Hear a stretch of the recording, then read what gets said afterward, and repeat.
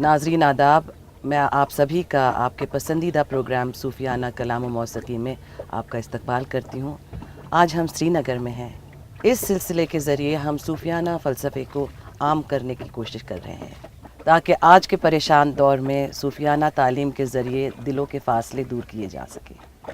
सूफियाना कलाम व मौसीकी में जहाँ हम आपको सूफिया पर लिखा हुआ कलाम पेश करते हैं, वहीं सूफियाना मौसीकी के ज़रिए आपके दिलों को छूने की कोशिश करते हैं। हमें यकीन है कि ये कलाम व मौसीकी का सिलसिला आपके दिलों और ज़हनों को सुकून और चैन से भर देगा।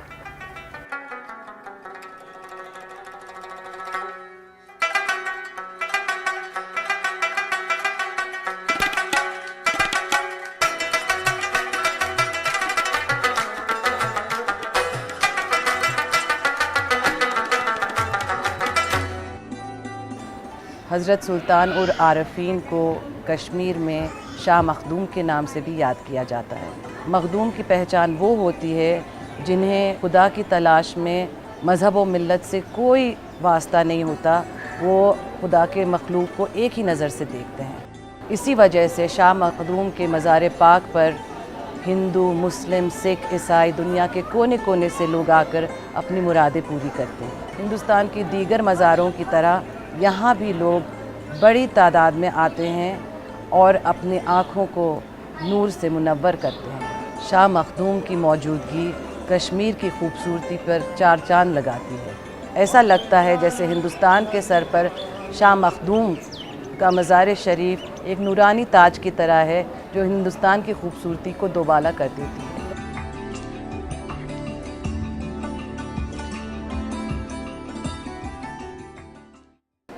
तो नाजरीन, पेश खिदमत है आपके लिए एक सूफियाना कलाम।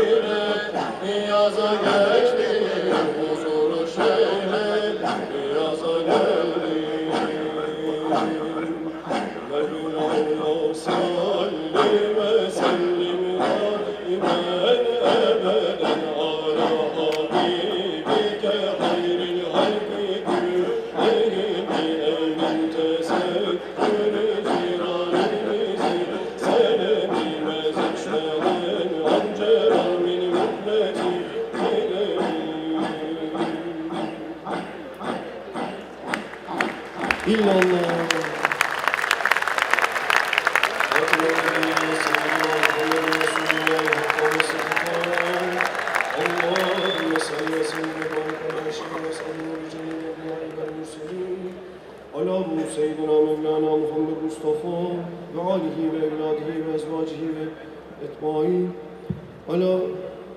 وعلى الخصوص منهم سيدنا مولانا السيد الشيخ أحمد الرفاعي عبد القادر الجيلاني شمس الدين تبريزي حضرت مولانا جلال الدين الرومي وإمام علي أبو الحسن الشاذلي ولي عهد عز الدين الصياد محمد بهاء الدين النقشبندي وعبد البدوي وأبو الفتوح والمواهب سلطان سيد سعد الدين الجبابي ومحي الدين الچشتي وبابا فريد وشيخ شيخي حضرت أتهم أم كنعان حج جنان والد سلطان حضرت كنعان فاتحة اللهم صل على سيدنا محمد وعلى محمد. ناظرین اب وقت ہو گیا ہے ایک چھوٹے سے بریک کا، کہیں جائیے گا مت، ابھی حاضر ہوتے ہیں.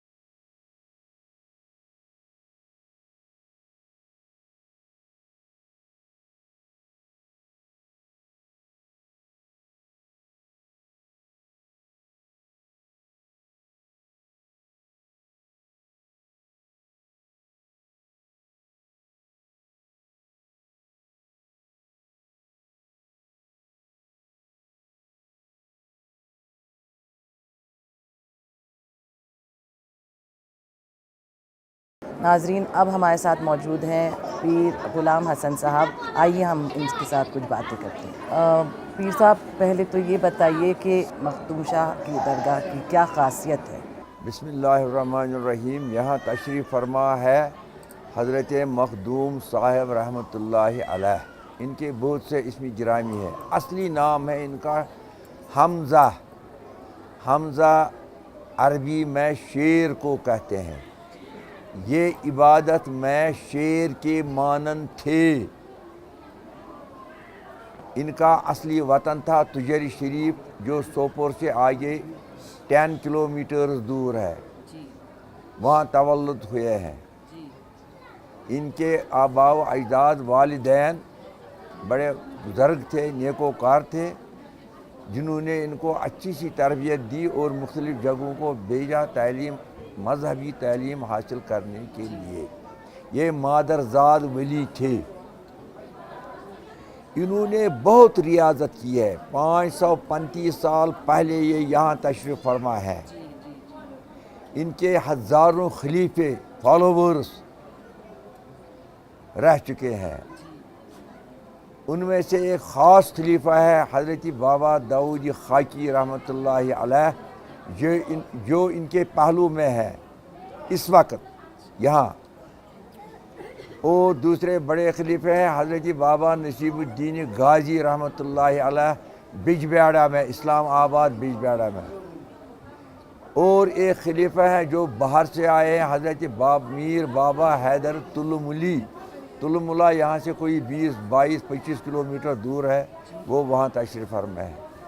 بڑے عالم فاضل تھے وہ باہر سے آئے. ان کو حکم باطنی طور آیا کہ آپ کا پیر مرشد یہاں مخدوم صاحب ہیں, آپ ان سے ملیے. یہاں بہت ریاضت کی ہے انہوں نے. کچھ عرصہ یہ کلاش پورا ہے ایک جگہ یہاں سے 1 کلومیٹر دور, مخدوم منڈو بھی اس کو کہتے ہیں. وہاں یہ عبادت مسجد شریف میں عبادت کیا کرتے تھے. اس وقت کے چیف جسٹس شیخ الحدیث حضرت بابا داؤد خاکی رحمۃ اللہ علیہ جو چیف جسٹس تھے اس وقت کے, ان سے انہیں ملاقات ہوئی. ان کا دستور تھا 4 بجے پرندے میں سیر و تفریح کرنا. جب وہ 4 بجے وہاں دریا سے سیر تفریح کے لیے جا رہے تھے, حضرت سلطان العارفین رحمۃ اللہ علیہ کو اطلاع ملی کہ یہاں کوئی چیف جسٹس سیر کو نکل رہے ہیں. انہوں نے کہا اس کو بلاؤ یہاں. پھر بلایا اپنے پاس, کہا آپ تو شیخ الحدیث ہیں, یہ کیا آپ نے دستور رکھا ہے 4 بجے سیر کو نکلتے ہیں؟ ایک حدیث شریف ہے, ایک مسلمان اگر جان بوجھ کر ایک سانس خدا کی یاد کے بغیر چھوڑ دے, اس نے ایک پیغمبر کو شہید کیا. آپ یہ کیا کرتے ہیں؟ بابا داؤد خاکی رحمۃ اللہ علیہ نے سب کچھ چھوڑ دیا. کہا میں آپ کا اب غلام ہوں, مرید ہوں, میں اب آپ کے ساتھ چلتا رہوں گا. سب کچھ چھوڑ دیا اور ان کے پیچھے چلے گئے. پیر صاحب, اب ہم یہ جاننا چاہیں گے کہ کشمیر میں ہم دیکھتے ہیں کہ بہت بزرگان دین ہیں, تو کشمیر میں صوفی فلسفے کا کتنا بڑا اثر ہے؟ تو وہ بہت اثر ہے. ہندوستان کے دوسرے شہروں کے مقابلے میں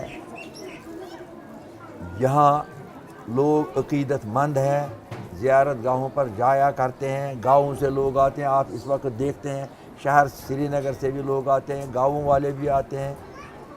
یہ اسی کا نتیجہ. اور اللہ کا ایک بات میں اور یہاں عرض کروں, قرآن مجید میں ایک آیت کریم ہے کہ جب کوئی بندہ اللہ کو پیارا ہوتا ہے, محبوب ہوتا ہے, تو وہ جبرائیل امین علیہ السلام کو بلاتا ہے, کہتا ہے کہ میں نے اس کو پیار کیا, پیار میں رکھا, آپ بھی اپنے آپ اس کو پیار میں رکھو. کچھ عرصہ گزر جانے کے بعد پھر بلاتا ہے, کہتا ہے کہ میں نے اس کو پیار رکھا, میں نے اس کو محبوب رکھا.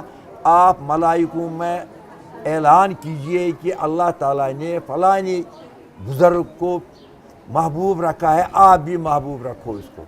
پھر کچھ عرصہ گزر جانے کے بعد بلاتا ہے جبرائیل امین علیہ السلام کو خداوند کریم جل شانہ, کہتا ہے کہ اب آپ لوگوں کے دلوں میں اس کی محبت ڈالو. پھر اس کا نام پڑتا ہے محبوب العالم, اور ان کا نام بھی ہے محبوب العالم, عالم کے محبوب, عالم کے چاہنے والے. اس وقت یہاں دستور ہے ہندو لوگ, سکھ لوگ, کرسچن لوگ آتے ہیں یہاں, کسی کے کوئی لیے پابندی نہیں ہے. Every body is welcome. بہت بہت شکریہ پیر صاحب کہ آپ نے اپنا قیمتی وقت ہم لوگوں کے لیے نکالا. بہت بہت شکریہ. ناظرین اب آپ کے سامنے ایک صوفیانہ کلام پیش کرتے ہیں.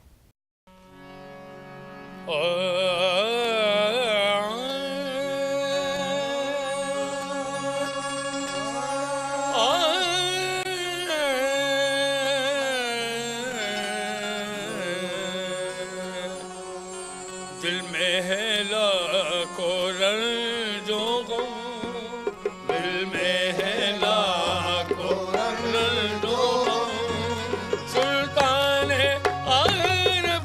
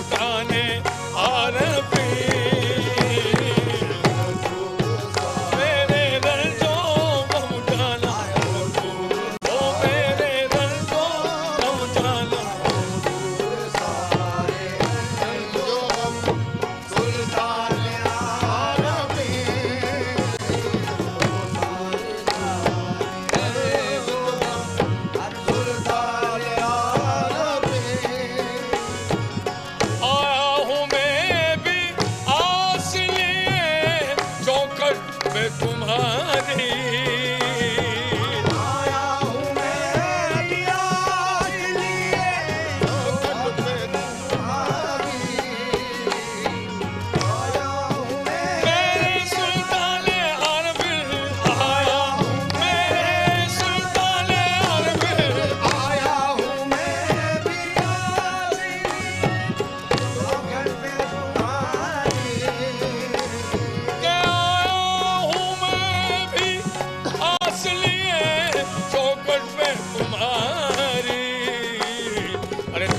मुझे भी कम से कम देखो मुझे भी कम से कम सुल्ताने आरबी देखो लाला देखो मुझे भी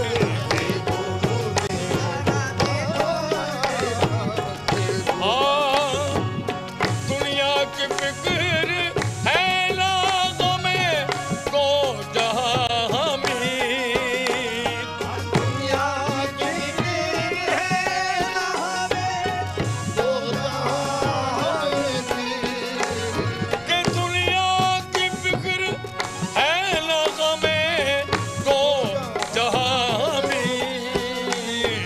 जब है हमारे मोहतरम जब है हमारे मोहतरम सुल्ताने आरबी जब है देखो जब है हमारे जब है जब है हमारे जब है सुल्ताने आरबी जब है हमारे मोहतरम और सुल्तान आरबी जब है हमारे मोहतरम सुल्तान आरबी देखो सुल्तान आरबी मेरे सुल्तान आरबी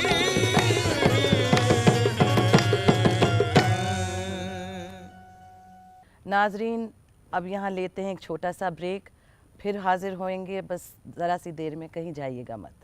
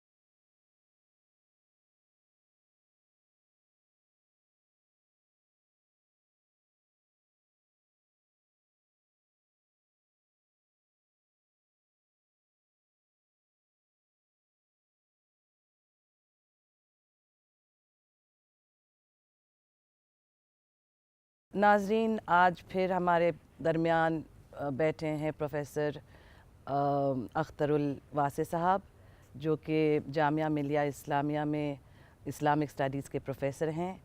आइए इनसे मालूम करते हैं कि ये जो कलाम हम लोगों ने सुना, दिल में है लाखों दर्द व गम, उसके बारे में इनकी क्या राय है।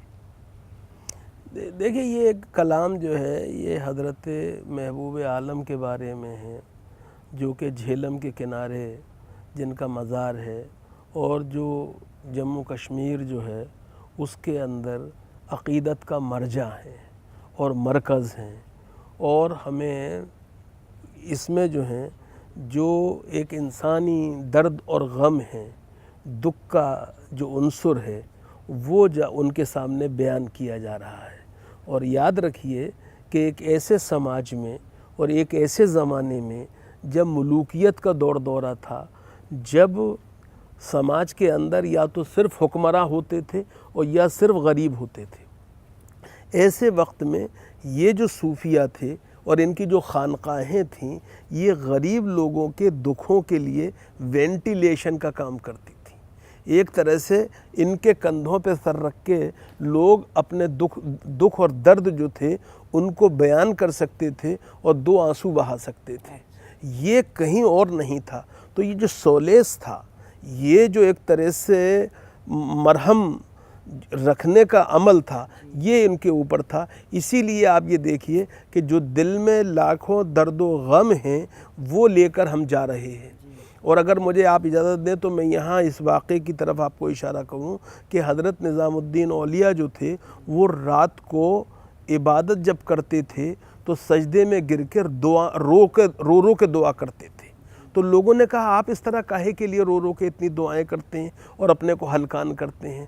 آپ نے کہا میرے پاس صبح سے شام تک لوگ اپنے درد و غم بیان کرتے ہیں، اور میں ان درد و غم کو اپنے اوپر طاری کر کے اپنے رب کے آگے سجدہ کر کے ان کے درد و غم کے علاج کے لیے دعا کرتا ہوں۔ تو صوفی روایت جو ہے وہ اسی سے جڑی ہوئی ہے، اور یہی کشمیر کے جو اتنے بڑے بزرگ ہیں جنہیں محبوب عالم کہا جاتا ہے، ان کے سامنے ایک ان کا عقیدت مند جو ہے، ایک زائر جو ہے، وہ اپنی بپتا پیش کر رہا ہے۔ اور پروفیسر صاحب یہ بتائیے کہ کشمیر میں صوفیزم کس طرح سے پھیلی یا کب آئی؟ دیکھیے کشمیر میں صوفیزم کی روایت بہت پرانی ہے، اور اگر آپ دیکھیں تو شیخ کبیر جنہیں شاہ ہمدان بھی کہا جاتا ہے، حضرت سید علی ہمدانی، ایک روایت تو وہ ہے۔ دوسری روایت جو ہے وہ مقامی اثرات کے ساتھ ہے، جس کو کہ ہم ایک تو کبرویہ آرڈر ہو گیا شیخ کبیر کی روایت سے، دوسرا جو ہے وہ جو نند رشی سلسلہ ہے وہ ہے سلسلہ جس کے اندر کے اگر آپ دیکھیں تو مقامیت بھی ہے، ارضیت بھی ہے، اور ساتھ میں جو کشمیریت جو اسے کہتے ہیں ہم، کشمیریت اپنی جگہ خود ایک اہم چیز ہے جو ابھر کے آتی ہے، وہ کشمیریت جس کے اندر کہ محبت ہے، پیار ہے، اخلاص ہے، اور جس کو وسیع پیمانے پر اگر ہم بات کریں تو جس کو ہم سیکولر ایتھوس کہتے ہیں، وہ جو ہے اس کے اندر ہوتا ہے۔ اور تو کشمیر کے اندر سرزمین ہموار تھی تصوف کے لیے، اور اسی لیے یہ بہت دلچسپ بات ہے کہ کشمیر میں چرار شریف کی روایت بھی ہے، کشمیر میں حضرت بلبل شاہ کی روایت بھی ہے، کشمیر کے اندر دوسرے سلسلے بھی ہیں، اور حبہ خاتون یا اللہ دید جسے کہتے ہیں اس کی روایت بھی ہے۔ تو اس طرح سے کشمیر جو ہے وہ ہمارے یہاں جو تصوف کی ایک کہکشاں ہیں وہ ہمیں وہاں پر آباد نظر آتی ہے۔ ناظرین، ہمیں امید ہے کہ آپ کو ہماری یہ نشست ضرور پسند آئی ہوگی۔ اگلے ہفتے پھر ایک پیشکش لے کر حاضر ہوئیں گے۔ خدا حافظ۔ اور تم میں شان علی، شان علی، شان